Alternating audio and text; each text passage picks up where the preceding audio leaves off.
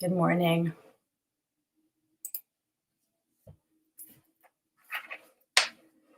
Today is Thursday, February 8th, 2024.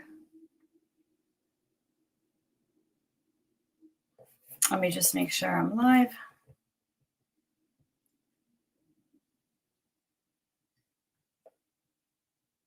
Yep.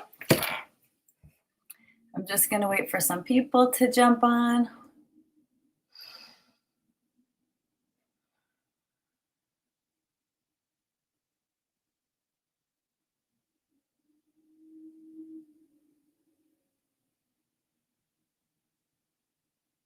Doo-doo-doo. Where's my peeps?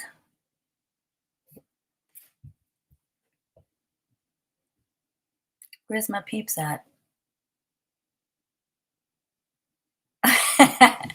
Karina. Thank you. Okay. Hi, Chase. There. Okay, let's go. So today, Tammy, why am I up so early?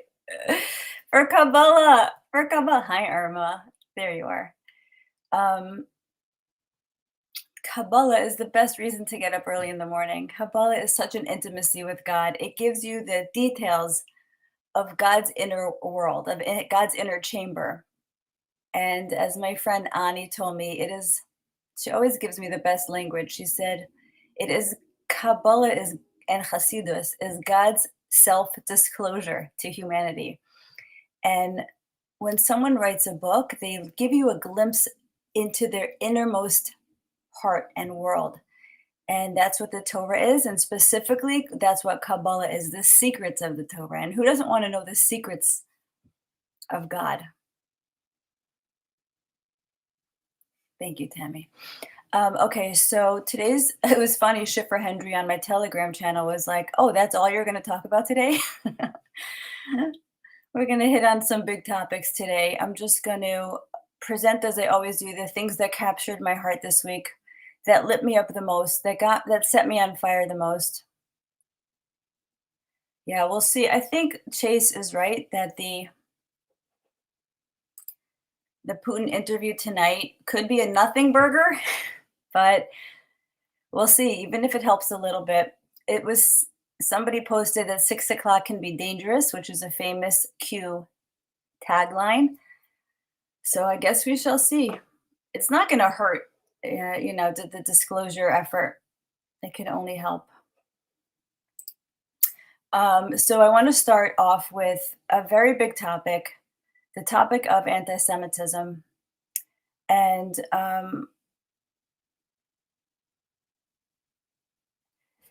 the thought that came to me the clearest this morning at like 4 a.m. was that anti-Semitism is really sponsored by two different conscious programs running in the Jewish collective, subconscious programs, faulty consciousnesses. Hi, Ruthie. So one of the most important work we can do as we evolve into more and more of our own consciousness, and we do the spiritual work of growing up and becoming responsible for our lives.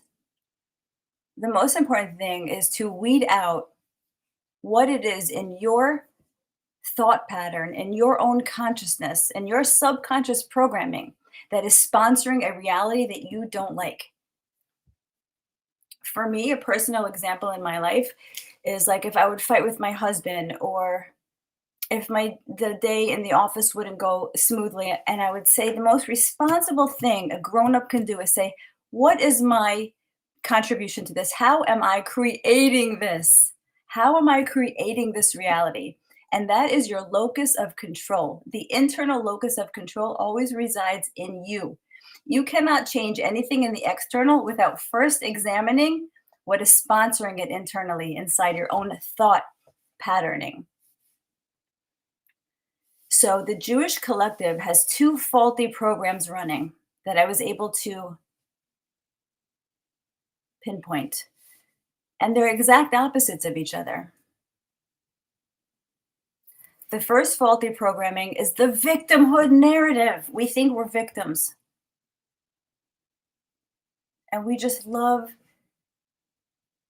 this program. It's a hard one to let go of. And I see from how quickly we latched on to the whole hostage campaign and plastered billboards everywhere and made Instagram reels about. We latched on to that so quickly because it's familiar. That victimhood consciousness is so familiar to us. It's something we've known for generations. It is home base for most Jewish people. And if we can break free of that victimhood consciousness, we can create new realities. And even a small group of us sitting here this morning, 11 people so far, if we put new thought patternings out into the ether, it can spread. The truth is so powerful. Empowerment is so powerful. Owning your reality is so powerful that a few of us doing this work can impact the collective. It'll catch on.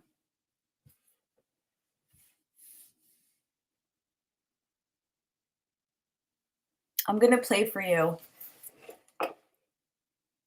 an interview with Morgan Freeman. And this is really what set me on fire this week, because February is Black History Month. And let me just play it for you. It's just so powerful. Hold on. I'm going to share my screen.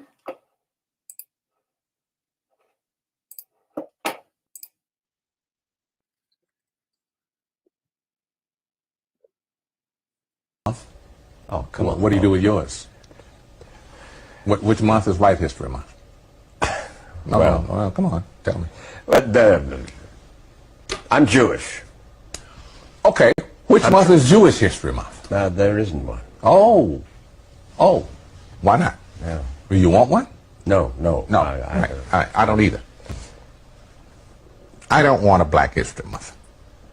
Black history is American history. How are we going to get rid of racism? Stop talking about it. I'm going to stop calling you a white man. Yeah. And I'm going to ask you to stop calling me a black man.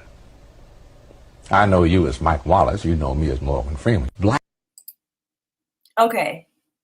How powerful is that? How do you end racism? Stop talking about it. How do you end anti-Semitism? Stop talking about it. As Irma said, I tune out the whole anti-Semitic agenda. It is an agenda. They keep it in the news. They keep us spinning in it because it keeps us disempowered.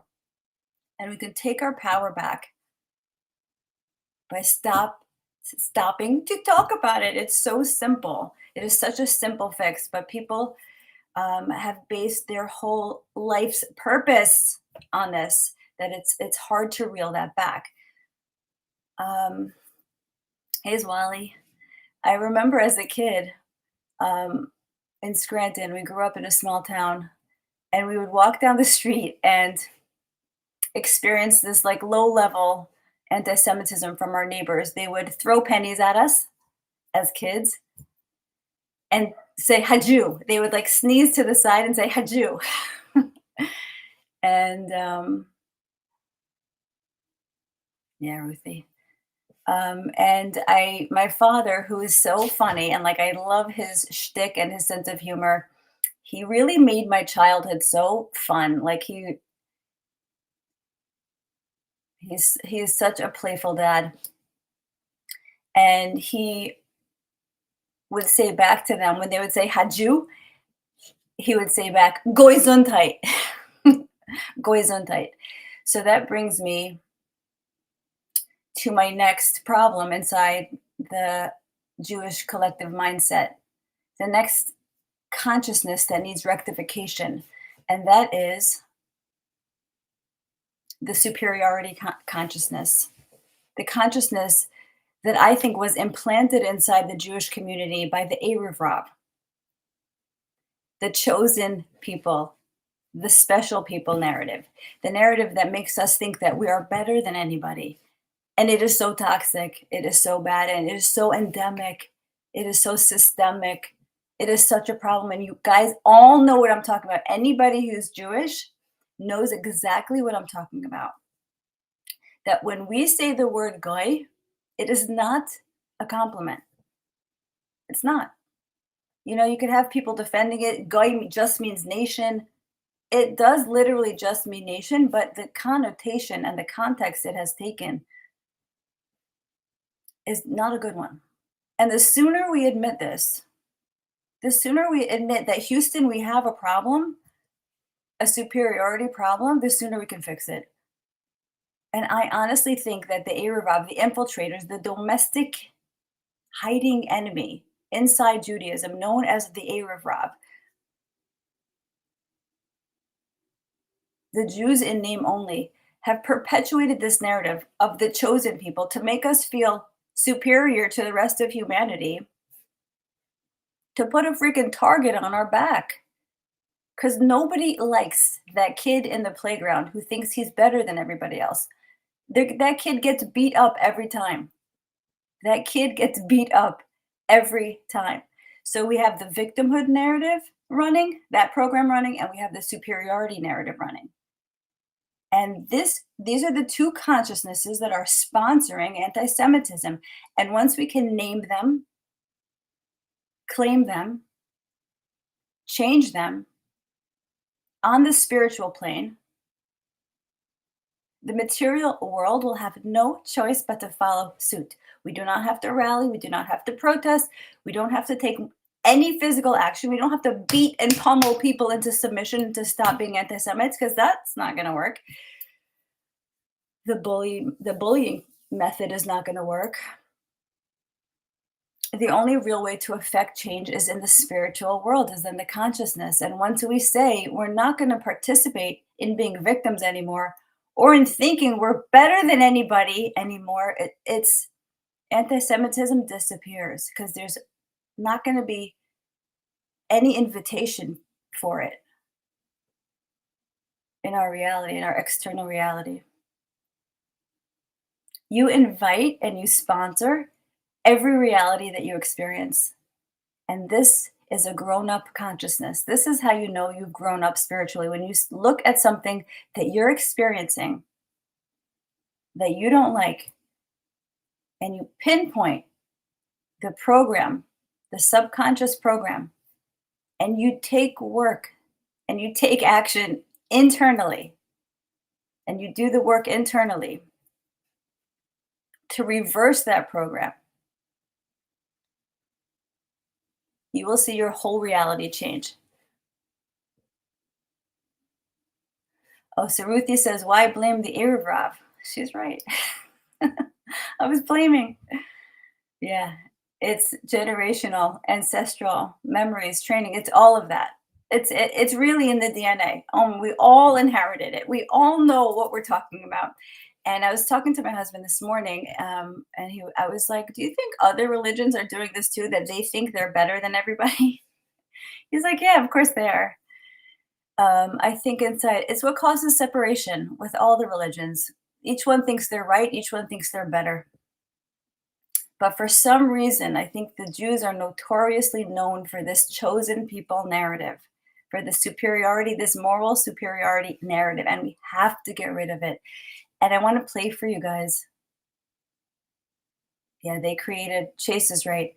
Anti-Semitism was created by the Rothschild controllers as they created the ADL and then hired the other side to create issues. It's so true. They always play both sides.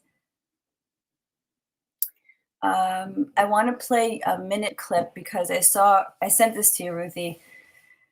Rabbi Gozlan, this is one of his pet peeves also, when Jewish people think of non-Jews as the other, as separate from us.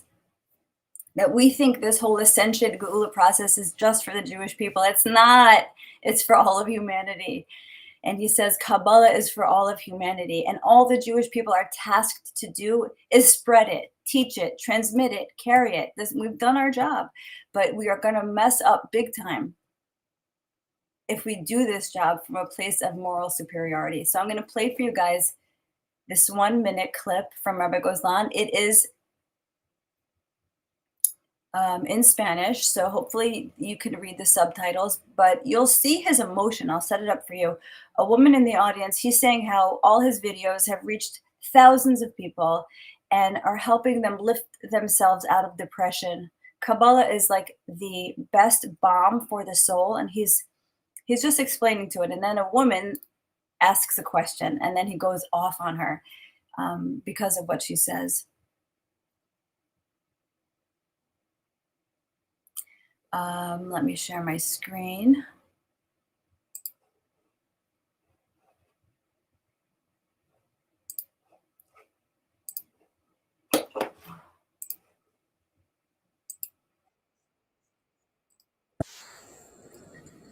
Gente que se iba a suicidar, que nos escribe, que ya han tomado la decisión de no suicidarse porque han encontrado la manera de que su vida vaya por un camino armonioso. Porque la Kabbalah es la manera de sustituir el karma. Ya está, punto final. Aprendiendo esto lo sabes todo. Pues entonces yo quiero agradecer a la Kabbalah y a la oportunidad que das de que todas las personas, incluso no judías, puedan tener acceso a este conocimiento tan importante para que la humanidad deje de sufrir. ¿Por qué incluso gente no judía? ¿Parece que estamos haciendo un favor? No. Estamos diciendo lo que dice la Torah. Está en una clase posterior, pero te lo voy a sacar. Zohar 2, 114b. La Kabbalah es comparada al agua de una fuente inagotable, de una fuente inagotable. Está hecha para todos los pueblos del mundo. Zohar 2, 114b. Está hecha la Kabbalah para todos los pueblos del mundo. ¿Está claro? Entonces no incluso los no judíos, para todo el mundo. Amén. Porque todos los pueblos del mundo tienen que conocer a Kadosh Baruj Hu. Y todos los pueblos del mundo tienen que querer que Kadosh Baruj Hu reine en este mundo. Porque es la fuente de la compasión. Y si no hay esa compasión, este mundo no se sostiene. Okay. So if you saw his reaction, he gets really upset. He says the Kabbalah, the Torah is for the todo mundo, for the entire world. And because the woman says, even the non-Jews, and he couldn't believe that she said that. So we have to, it is such a subtle reprogramming that we need to do that there's no difference between Jews and non-Jews. We're all equal in God's eyes. Every soul is equal in God's eyes. And if we don't do this rectification now, the universe will always bring the opportunity to humble that ego.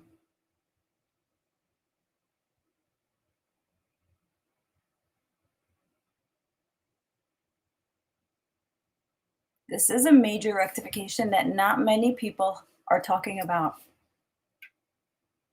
And I love to bring up topics that no one else has the nerve to speak about, because this is such a problem in the Jewish community. I grew up with this. I remember when the thought hit me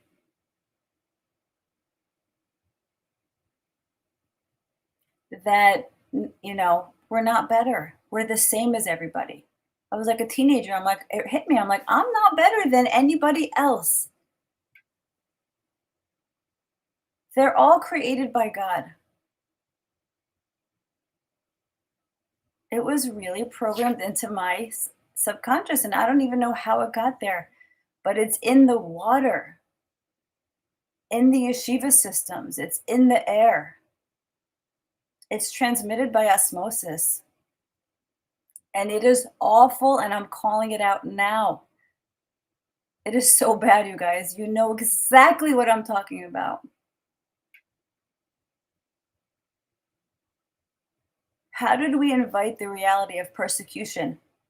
Ask ourselves this question. How did we invite this reality over and over and over again? Why are we freaking persecuted in every generation? Take responsibility. Take a collective responsibility.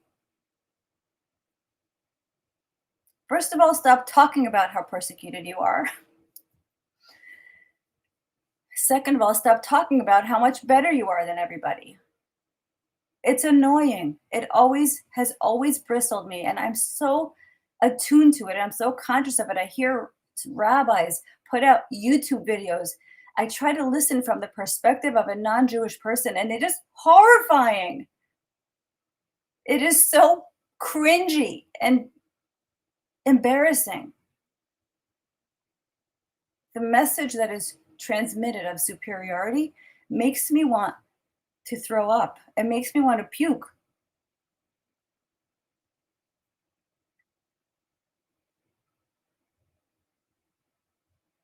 Until we take ownership of our contribution to this persecution from generation to generation, it won't stop.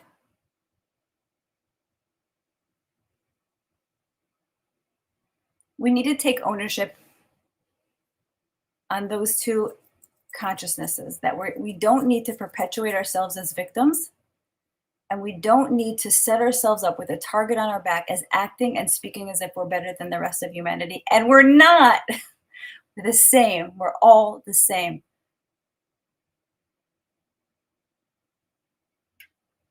Yes, Irma. Yes, Ruthie. Yes, it is embarrassing, Norman. Okay, good. I'm glad we're all in agreement. It is something that isn't spoken about, and we need to at least talk about it. Start the conversation. So maybe it can spread in the consciousness, invisibly spread and work its way and do the rectification necessary so that we can invite in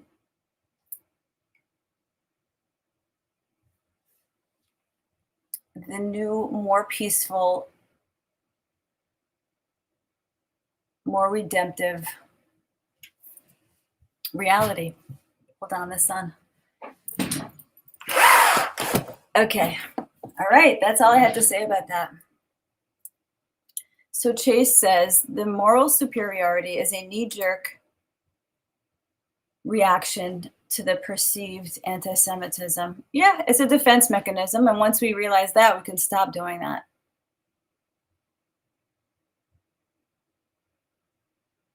It's like fighting with your spouse and you get defensive, and it's never going to go anywhere. You have to listen to other people with an open heart and an open mind and put down your defenses. That's where progress is made. Okay, let me just see if there's anything else.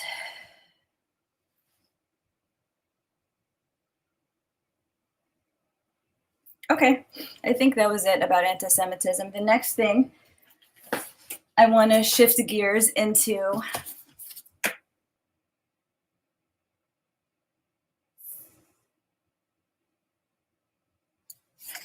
I want to tell you guys about an experience that I have. Yes, Norman, let's put that one up. We have to replace that perceived anti-Semitism, right, with authentic connection to all people. Perfectly said. Okay, this is a new book that I got. It's called Hashem is One. And there was one paragraph I wanted to read that really struck me, and it made me excited for the era that we're starting to experience. At the end of the Laws of Kings, which describes the Messianic era, the Rambam, Maimonides, concludes with the following. In that era, there will be neither famine nor war, envy nor competition. For goodness will flow in abundance, and all delights will be as freely available as the dust. Freely, guys. We don't have to pay for it. And this is the line that I love the most. The occupation of the entire world, all of our jobs will be solely to know Hashem. Full-time jobs to get to know Hashem better.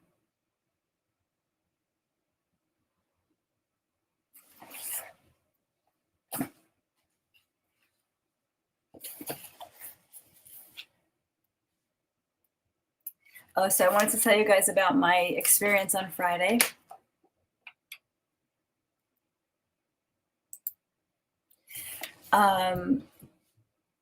So I get emails whenever there's a comment up on one of the videos, and I got this email on Friday that was from this woman, Shelly, and she said, "Hi, it's Shelly." You could go back in that video and look in the comments. "I'm the woman whose voice that you played." I'm like, what? How is it possible that of the 250 something people that watch that video, and there's 8 billion people on the planet, one of them would be the woman whose voice that I played? I mean, the odds of that are impossible.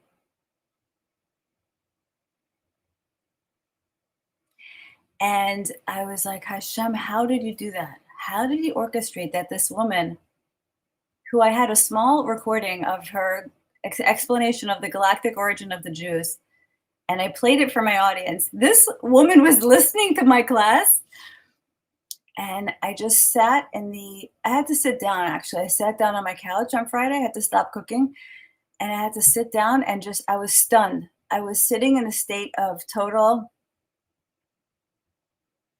bliss, euphoria, being awestruck. I was struck. It was like I was struck by lightning. I was like, I cannot believe you, Hashem. I cannot believe you pulled this off. And I think if we understood the precision of the orchestration of our lives, the angels that Hashem dispatches, the legions of angels that Hashem dispatches, just so our days run smoothly, I think we'd be frightened. I think it would be overwhelming. Because when I got that email from Shelly, when I got that message from Shelly, I was like, no way, Hashem, no freaking way you did this.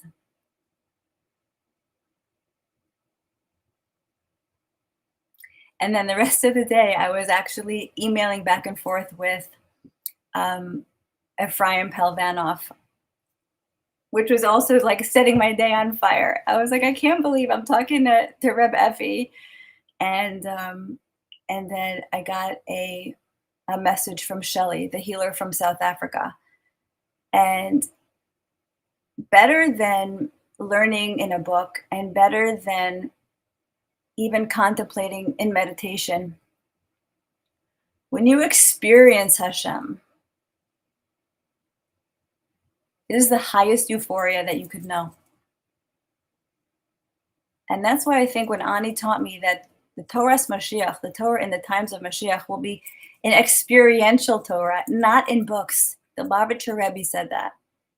That's what it was for me on Friday. Experiential Torah. Hashem showing me an absolute miracle, a 1 in a million, in a way that he knew would delight my specific heart. What delights me is different than what delights you. And Hashem knows the subtle nuances of what delights each one of us. And he knew me hearing from Shelly would send me to the moon. And it did. And I'm thanking you, Hashem, publicly, because it was an amazing moment. Okay, so that leads me to Reb Effie. I'm calling him Reb Effie because I feel like we're friends now. Reb Effie, if you're out there, thank you so much. This dude knows how to distill huge concepts into like 2-3 pages. Break it down. The most esoteric information into the most simple writing. Parshas Mishpatim. This week's Parsha. Reincarnation in Judaism. Big topic. The Parsha of Mishpatim is concerned with the first major set of laws that the Israelites received following the Ten Commandments. While the term Mishpatim literally means ordinances or judgments, the Zohar 294a suggests a very different interpretation. So there's a terrestrial interpretation, and then there's going to be the celestial interpretation of Mishpatim. The Zohar says, "And these are the judgments which you shall set forth before them. These are the rules concerning reincarnation, the judgment of souls that are sentenced according to their acts." So these are the ordinances of the celestial realm. The Zohar goes on to interpret the laws in the Torah with regards to the mechanism of reincarnation. For example, the Torah begins by describing a Hebrew servant who is indentured for 6 years of labor and then must be freed on the 7th year. The Zohar interprets that this is really speaking of souls who must reincarnate in order to repair the 6 midos, the 6 attributes before the soul can be freed. Midot are the primary character traits of chesed, kindness, gevura, restraint, tiferes, balance and truth, netzach, persistence, hod, gratitude, yesod, sexual purity. So a soul keeps coming back to rectify these 6 attributes. While the Zohar speaks at length about reincarnation, it is the Arizal who systematically lays down the rules of reincarnation and explains the Zohar in depth. His primary disciple, Rav Chaim Vital, recorded these teachings in a famous treatise known as the Shar HaGilgulim, the Gate of Reincarnation. The following is a brief condensation of the basic rules of reincarnation. Okay. Why do people reincarnate? Rav Chaim Vital writes, why do people reincarnate? Know that souls reincarnate for several reasons. The first one is that the soul transgressed one of the prohibitions of the Torah and returns to repair it. The second is to fulfill a mitzvah that one is lacking. The third is to assist others, to guide them and to help rectify them. Sometimes one reincarnates to marry their soulmate, which they did not merit to do in a previous life. The Arizal explains that people mainly reincarnate in order to atone for sins of past lives or to fulfill mitzvahs they previously did not do. Later in chapter 16, we read that people who return do not have to fulfill all the mitzvahs in one lifetime, but only accomplish those that their soul is lacking.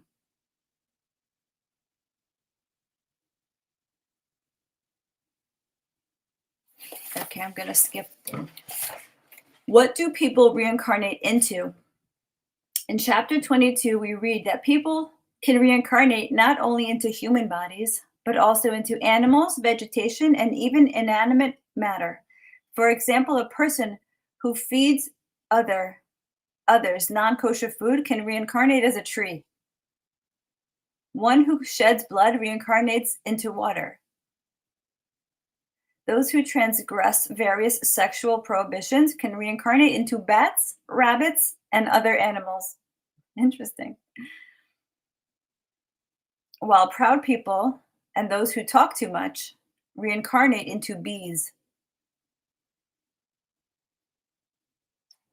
It is important to mention, though, that an entire human does not fully reincarnate into another organism. Rather, souls are complex entities made up of different interacting sparks.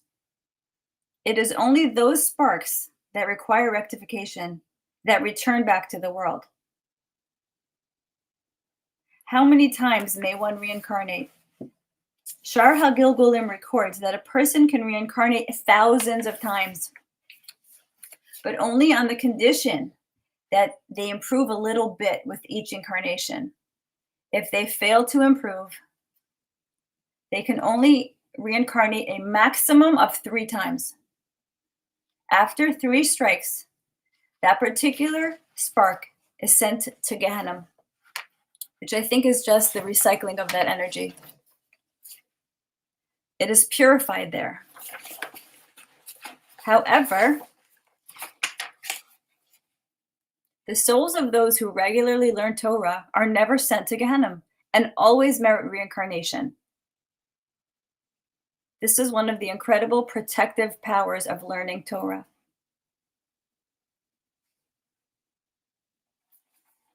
Which body will a person have at the end?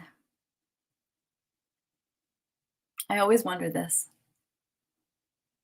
Perhaps the most famous question when it comes to reincarnation. If a soul has so many different bodies over so many different lifetimes, which body will that soul inhabit in the afterlife or in the world of resurrection? It's a great question. Rav Chaim Vital writes, and with each and every soul, when the time of the resurrection comes, each and every body will take its corresponding soul according to the part that it had at that particular time. Thus, each part of the soul, each spark of the soul will have its own body. And all reincarnations will exist simultaneously. Meaning we're gonna live in the body alongside all our other incarnations. The soul claims for itself the body. When it lives a correct and proper, good and godly life, the soul claims the body for the time of resurrection.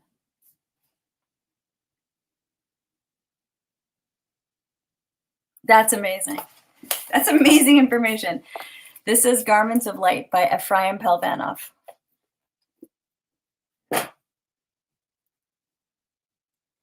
So when you do good in this life, in this body, you anchor in eternity to this body, to this specific body.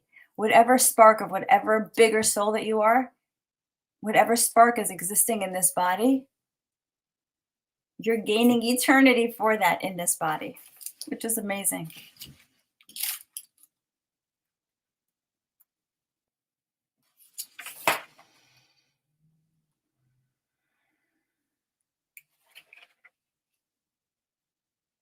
Okay, let's read some Zohar from the text. Zohar. Okay, this is the Zohar on Parshas Mishpatim.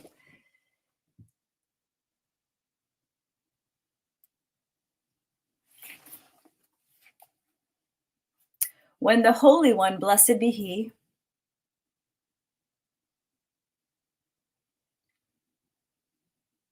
came to create the world, it pleased Him to form all the souls which were destined to be allotted to the children of men.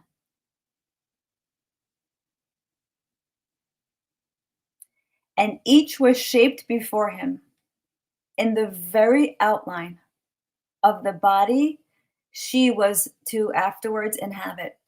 She is talking about the soul.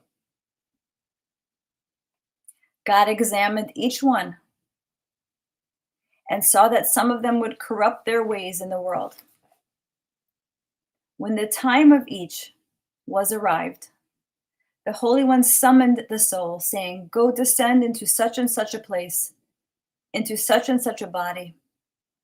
But oft times it chanced that the soul would reply, "Lord of the world, I am satisfied to be here in this world with you, and desire not to leave it for some other place where I shall be enslaved and become soiled."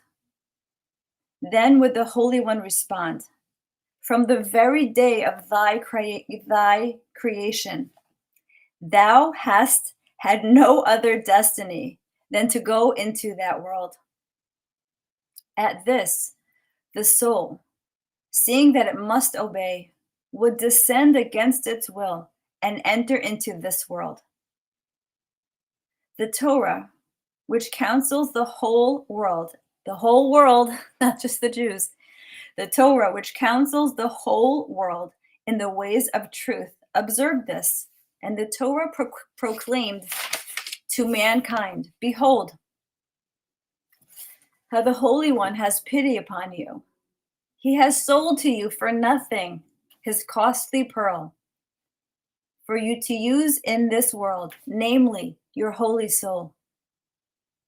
If a man sells his daughter to be a maidservant, that is, when the Holy One delivers his daughter, the holy soul, to be a maidservant, enslaved in bondage unto you, I adjure you, when her time comes, let her not go out as the men servants do, polluted by sin, but free, illumined and pure, in order that her master may be able to find joy in her, and to give her goodly reward in the splendors of paradise, as it is written, and he shall satisfy thy soul with brightness. Namely, when the soul shall ascend again thence, bright and pure. But should she not please her master, being polluted with sin, then woe to the body, which the soul has lost forever. For when the souls ascend from this world in bright and pure condition, they are entered into the king's archives, each one by name. And he says, this is the soul of such and such a one. And she belongs to the body which she just left.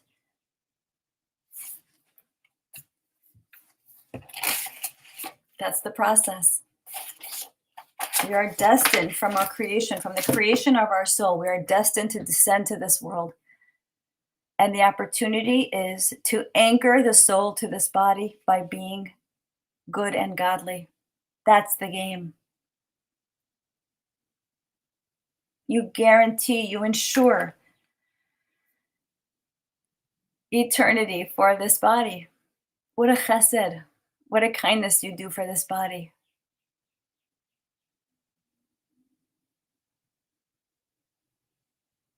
It's amazing.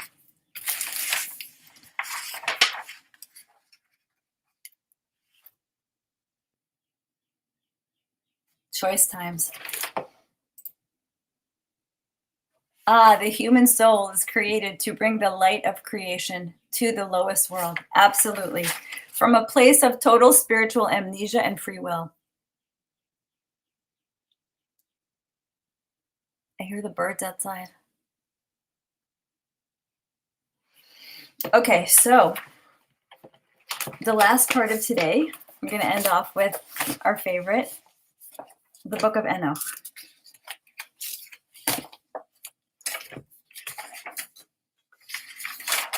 We're only going to do one chapter today because it's a long one. Chapter 22. Keruviel, the prince of Keruvim, gives a description of the Keruvim. Rabbi Yishmael said, Metatron, the angel, the prince of presence, said to me, above these, there is one prince, noble, wonderful, strong, and praised, with all kinds of praise. His name is Keruviel, a mighty prince, full of power and strength, a prince of highness, and highness is with him, a righteous prince, and righteousness is with him, a holy prince, and holiness is with him, a prince glorified by 1,000 hosts, exalted by 10,000 armies. At his wrath, the earth trembles. At his anger, the camps are moved. From fear of him, the foundations are shaken. At his rebuke, the Arabos do tremble. His stature is full of burning coals. The height of his stature is at the height of the 7 heavens, and the breadth of his stature is at the wideness of the 7 heavens, and the thickness of his stature is as the 7 heavens. The opening of his mouth is like a lamp of fire. His tongue is a consuming fire. His eyebrows are like unto the splendor of lightning, and his eyes are like the sparks of brilliance. His countenance is like a burning fire, and there is a crown of holiness upon his head, on which crown the explicit name is graven. Oof. And lightnings go forth from it, and the bow of Shekhinah is between his shoulders, and his sword is like unto a lightning. And upon his loins there are arrows, like unto a flame, and upon his armor and shield there is a consuming flame. And upon his neck there are coals of burning juniper, and also round about him there are coals of burning juniper. And the splendor of the Shekhinah is on his face, and the horns of majesty on his wheels, and a royal diadem upon his skull.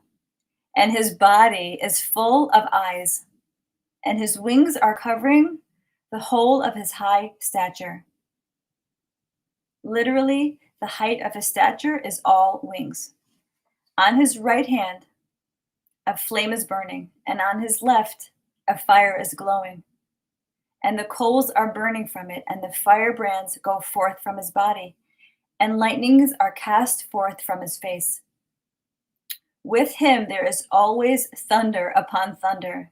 By his side there is ever earthquake upon earthquake. And the 2 princes of the Merkava are together with him. Why is he called Keruviel, the prince?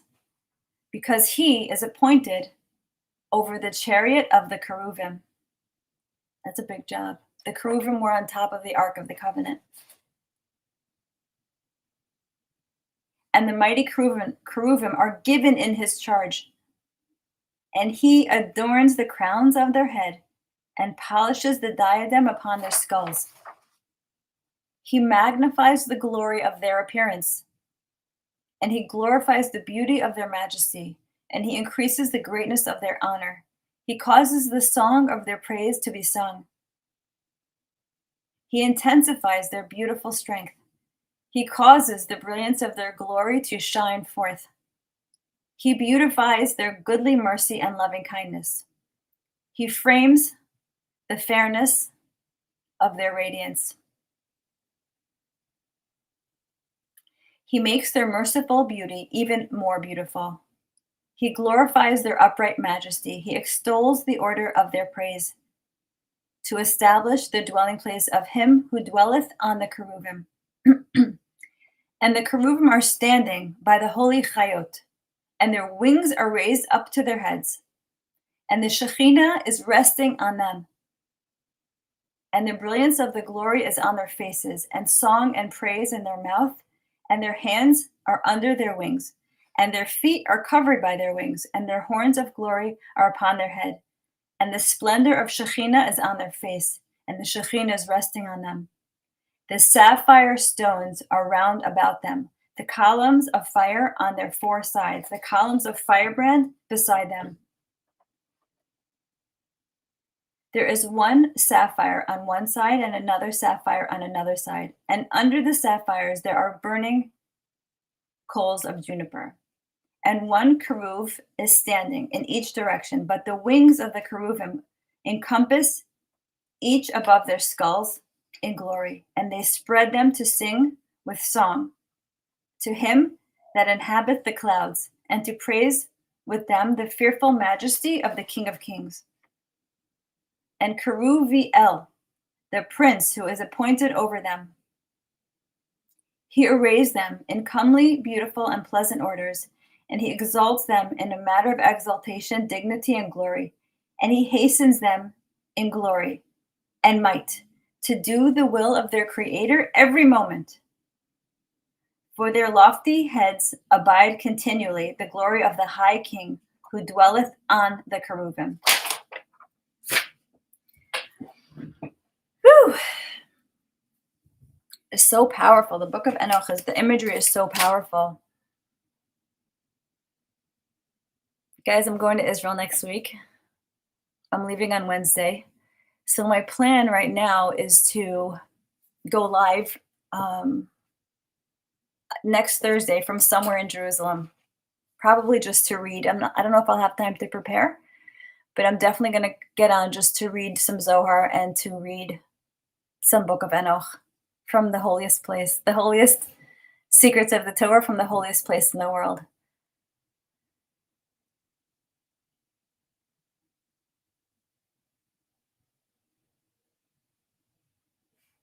The thought came to me that this domestic enemy of the Jewish people that left Egypt with us, known as the Erev Rav, who have been making trouble, who caused the sin of the golden calf, who made us have to endure 3,000 years of hell.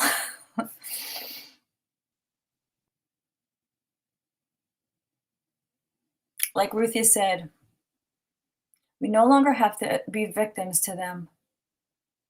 We no longer have to think that they are ruining our lives.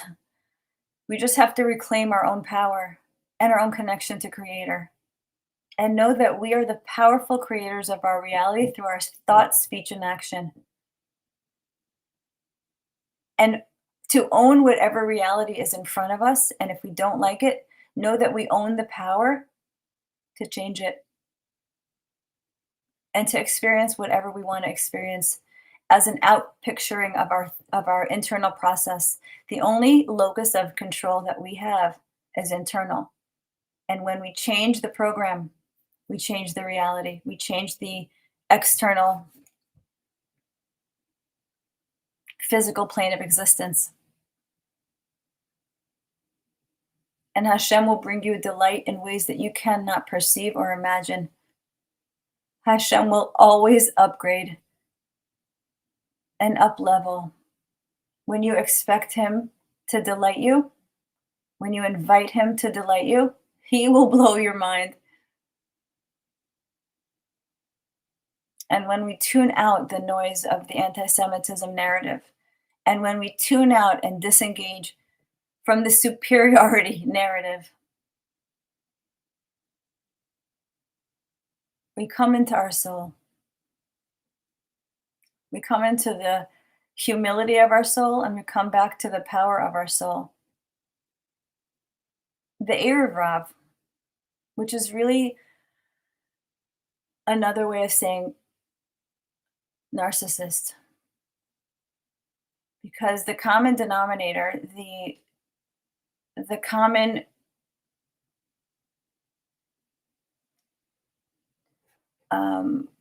sponsoring consciousness of the narcissist is that they have disconnected themselves from source. They went either through some horrific trauma to make them squirrel away their soul. The soul went into hiding. And the narcissist thinks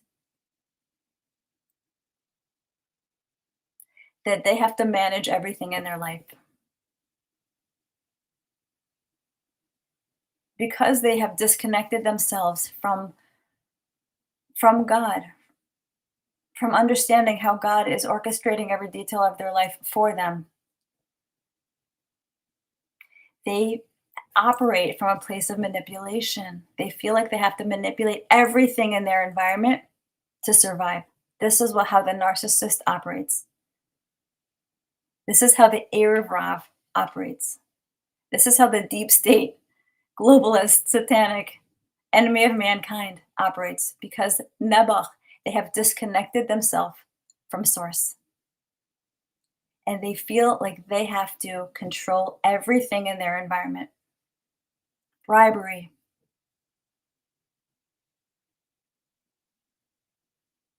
blackmail. Everything that we've discovered in the past 4 years of what this enemy of mankind does is only because they only operate this way, because they have disconnected themselves from source. They couldn't wait The 3 hours that Moses delayed on Har Sinai, getting the 10 commandments, they couldn't keep faith for 3. They were living in such a state of terror, of thinking they have to take care of everything, which is exhausting. Let Hashem bring everything to you. It's his pleasure and his ease. He has legions of angels. Hashem has so many angels at his disposal. We wouldn't even believe it if we saw them. And it is their job. It is their purpose. It is their pleasure to help us. And that is really what allows your soul to relax into this life, into this body, into this experience. Knowing how supported we are, knowing how loved and treasured we are.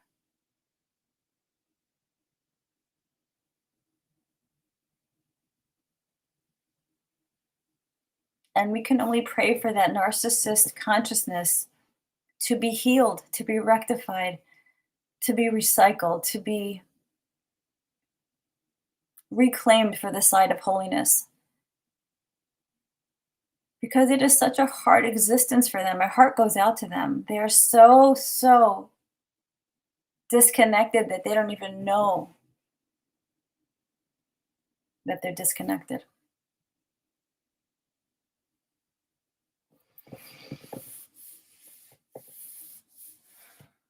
All right, you guys. I will catch you next week, live from Jerusalem, God willing. Thank you so much for coming today. Thank you for helping me put these new thoughts and ideas out into the consciousness for them to be picked up in the field, the morphogenic field, and we can help make a shift in our external reality towards freedom, towards power, towards liberation, towards geula. Have a great day, everybody. Have a good Rosh Chodesh, as Irma says. Yeah, Ruthie, they are definitely there playing that role to help us grow. I 100% agree. There's so many ways you can look at things, and that is definitely an empowering perspective. Okay, you guys, I love you so much. Have a great day.